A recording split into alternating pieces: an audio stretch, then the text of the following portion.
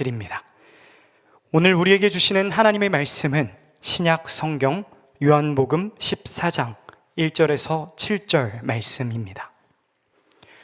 요한복음 14장 1절에서 7절 말씀입니다. 이제 하나님의 말씀을 읽겠습니다. 하나님의 말씀을 경청하십시오. 너희는 마음에 근심하지 말라. 하나님을 믿으니 또 나를 믿으라.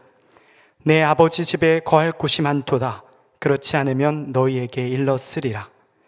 내가 너희를 위하여 거처를 예비하러 가노니 가서 너희를 위하여 거처를 예비하면 내가 다시 와서 너희를 내게로 영접하여 나까지 있는 곳에 너희도 있게 하리라. 내가 어디로 가는지 그 길을 너희가 아느니라. 도마가 이르되 주여 주께서 어디로 가시는지 우리가 알지 못하거늘 그 길을 어찌 알겠사옵니까? 여호와께서 이르시되 내가 곧 길이요 진리요 생명이니 나로 말미암지 않고는 아버지께로 올 자가 없느니라. 너희가 나를 알았더라면 내 아버지도 알았으리라. 이제부터는 너희가 그를 알았고 또 보았느니라. 아멘. 송인서 전도사님 나오셔서 부활 그 이후 설교 시리즈 4 물음표가 느낌표가 되길이라는 하나님의 말씀 전하실 때 하나님께서 저희에게 은혜해 주시기 원합니다.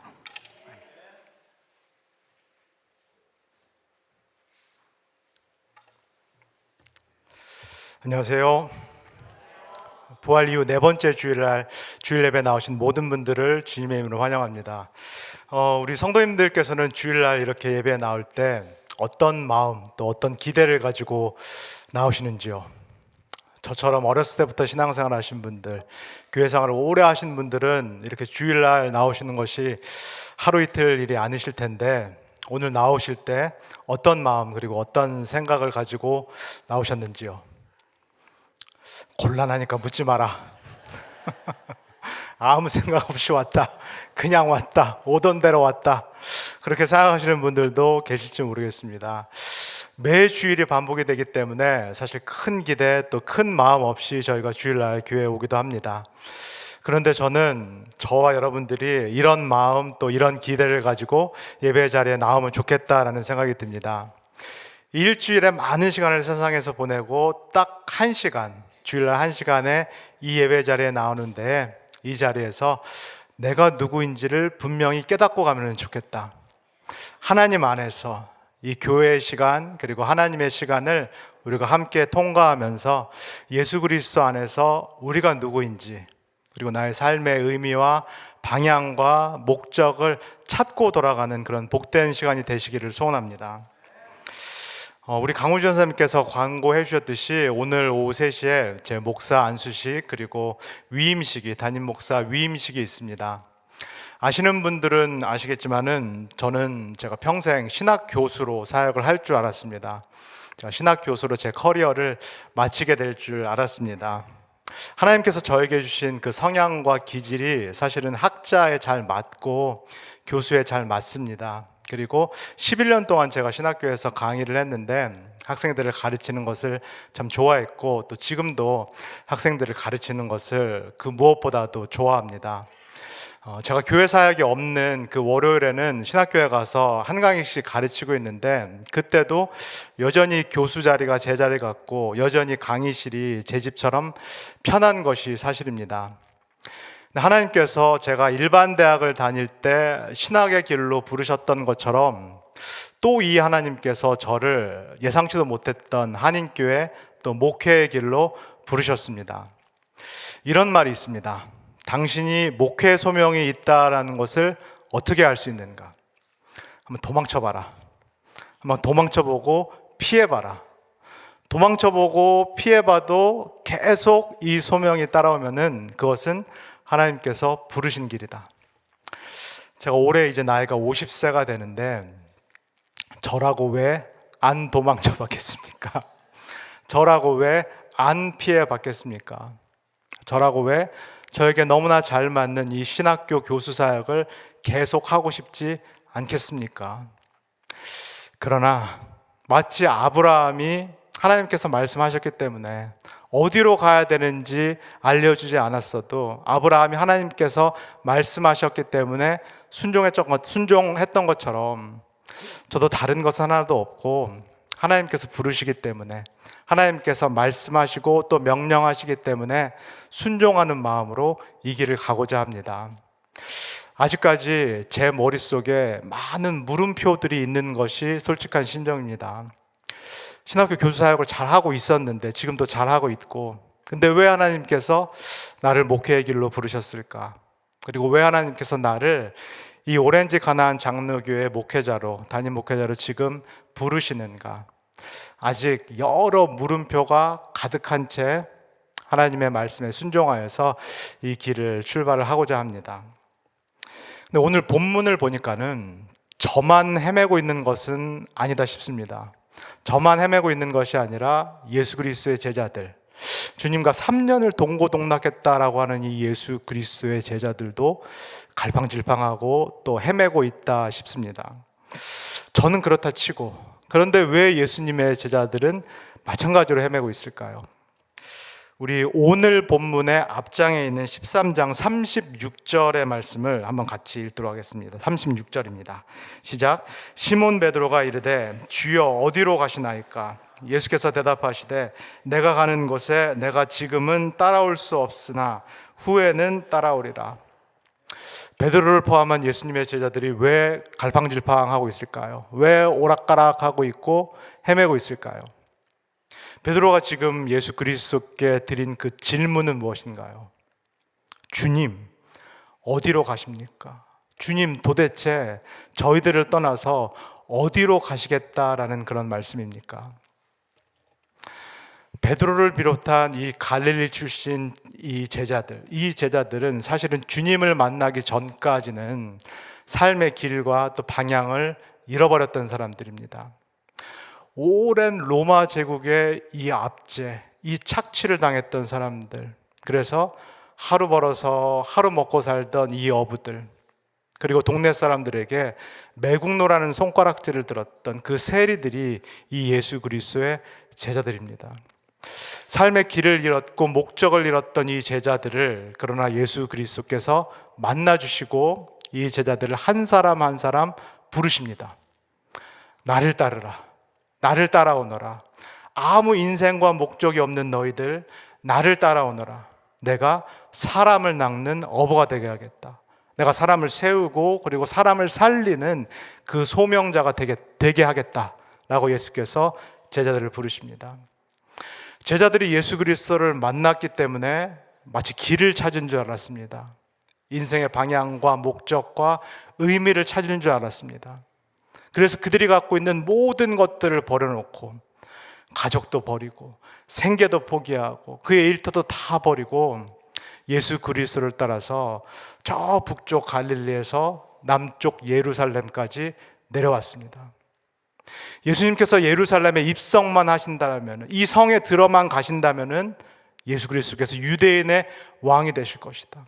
예수 그리스도의 유대인의 왕이 되시면 내 인생도 활짝 필 것이다.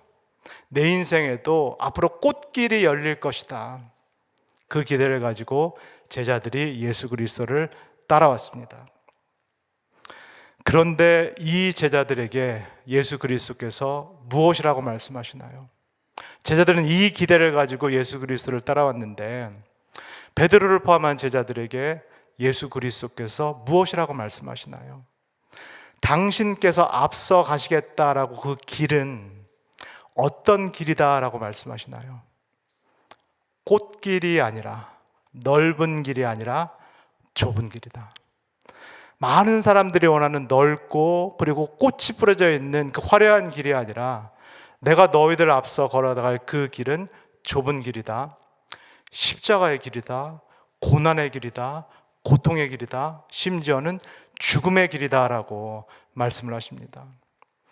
꽃길인 줄 알고 따라왔는데 뭐가 되려나, 갈릴리에서 하루 벌어서 하루 먹고 꾸역꾸역 살고 마지못해 살고 죽지 못해 살았는데 예수 그리스도를 따라오면 뭐가 되려나, 꽃길을 걸으려나 생각했는데 예수 그리스도께서 그게 아니다.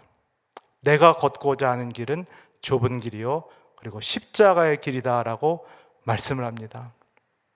그러자 제자들이 또 혼란스럽기 시작합니다. 또 당황하기 시작합니다.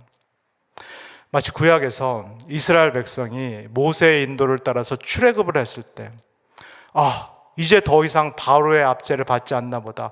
이제 우리도 자유민이 되나 보다. 이제 우리도 고기를 좀 먹나 보다.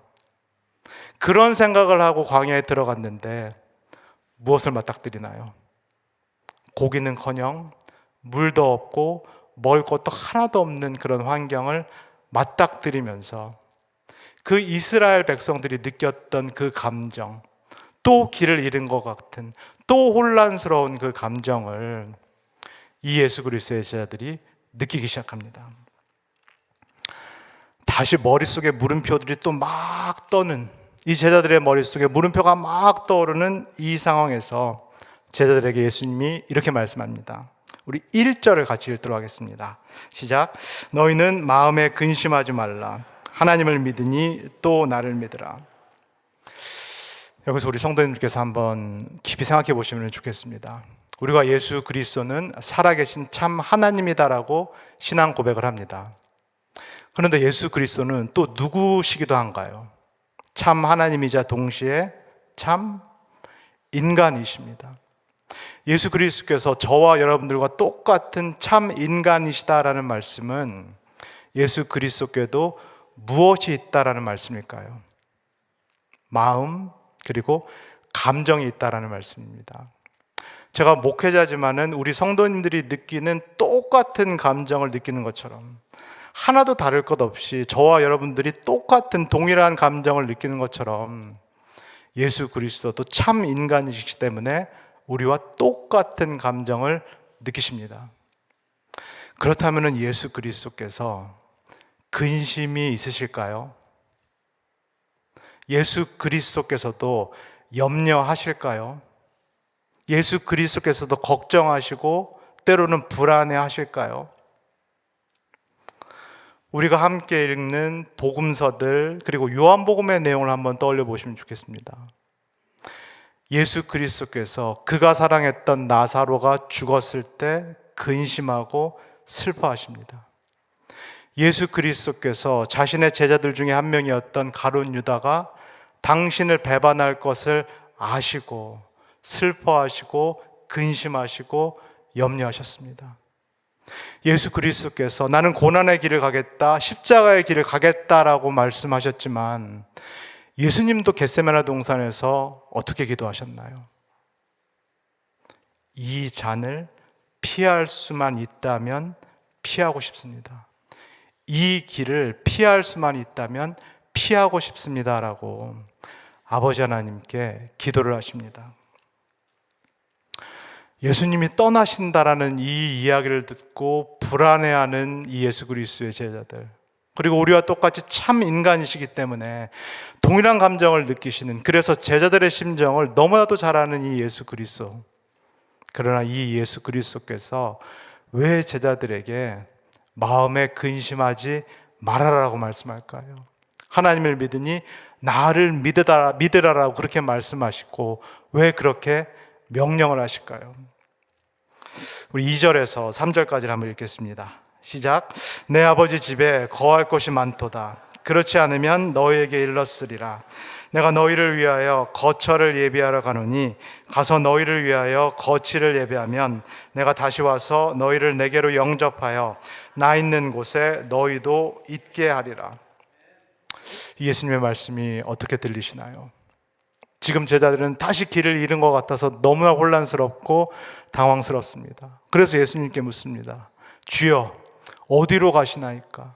주님이 아시듯이 나는 주님께 올인을 하고 주님을 따라왔는데, 주님을 따라하면 뭐가 될 줄 알았는데, 꽃길이 열릴 줄 알아서 모든 걸 버리고 예수 그리스도께 올인했는데, 주님, 나를 버리고 지금 어디에 가신다라는 말씀입니까? 예수님께서 무엇이라고 대답하시나요? 근심하지 말아라. 걱정하지 말아라. 내가 너희를 떠난다고 근심하고 걱정하지 말아라. 내가 떠나는 것이 너희들이 다시 삶의 의미를 잃는 것이 아니다. 너희들이 다시 길을 잃는 것이 아니다. 오히려 정반대다. 나는 너희들의 앞서 걸어갈 텐데 내가 앞서가는 이유는 너희들을 위한 길을 찾기 위함이다. 너희들이 걸어갈 수 있고 너희들이 따라갈 수 있는 그 길을, 없는 길을 내가 만들기 위해서 너희들 앞서서 내가 걸어가는 것이다. 지금 예수님께서 걸어가시는 이 길은 어떤 길인가요? 제자들이 그저 눈앞에 보이는 이 예수님께서 걸어가고 계신다라는 그 길은 어떤 길인가요? 인간의 눈에 보이는 길, 제자들의 눈앞에 보이는 길은 좁은 길뿐입니다.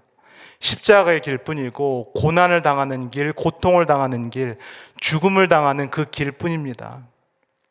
그러나 예수 그리스도는 이 길이 어떤 길이다라고 말씀하시나요? 이 길의 끝에 누가 계시다라고 말씀하시나요? 하나님이 계시다라고 말씀합니다.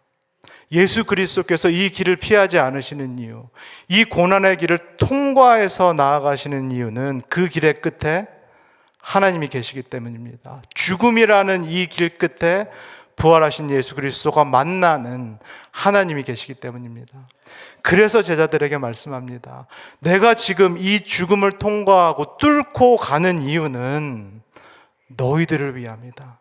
내가 아버지께 다시 돌아가서 너희들의 거처, 너희들이 돌아올 그 아버지의 품을 만들기 위함이다.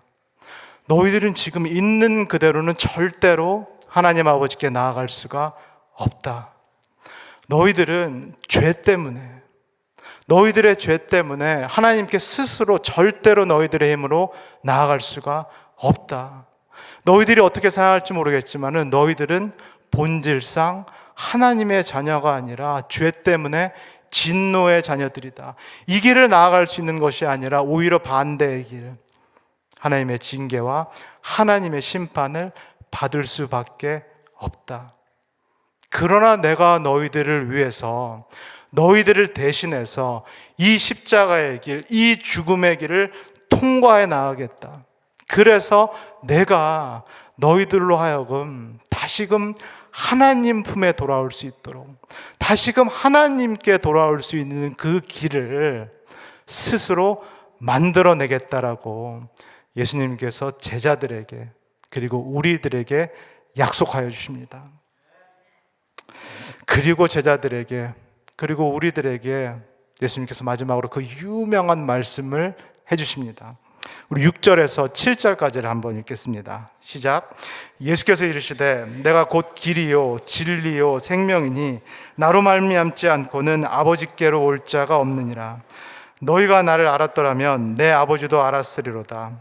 이제부터는 너희가 그를 알았고 또 보았느니라. 길을 다시 잃어버린 것 같은 그 제자들, 그리고 마찬가지로 삶의 의미와 방향과 그리고 목적을 잃어버린 것 같은 우리들에게 이 아침에 예수께서 분명하게 말씀합니다. 내가 곧 길이요 진리요 생명이다. 나로 말미암지 않고는 아버지 하나님께 갈 수가 없다. 너희들이 찾아 헤매는 그 길, 너희들이 알고자 하는 그 진리, 너희들이 목말라 하는 그 생명, 그리고 정말로 만나고 싶어 하는 세상 많은 것들을 경험해보고 세상 많은 것들을 누리고 그래도 채워지지 않는 여전히 목마른 너희들의 그 갈증, 그것을 만족시켜 줄 수 있는 하나님 한 분, 그 하나님 한 분으로께로 내가 너희들을 인도하겠다. 나를 본 사람은, 하나님께서 이 땅에 보내신 하나님의 아들인 나 예수 그리스도를 본 사람은 하나님을 본 것과 같다. 너희들이 찾는 하나님이 어디 있느냐라고 말할 때 하나님께서 이 땅에 보내신, 인간으로 보내신 예수 그리스도를 보고 만진 사람은 하나님을 보고 하나님을 만난 사람과 같다. 너희들은 길을 잃은 것이 결코 아니다. 너희들은 나를 만났기 때문에 길을 찾은 것이다 라고 말씀합니다. 사랑하는 우리 오렌지 가나안 교회 성도 여러분, 제가 서두에서 말씀드린 것처럼 오늘 저는 3시에 목사 안수 그리고 담임 목사 위임식을 앞두고 있습니다. 그러나 그럼에도 불구하고 여전히 제 머릿속에 여러 가지 물음표들이 남아있는 것이 사실입니다. 하나님께서 나를 왜 이 길로 부르셨을까?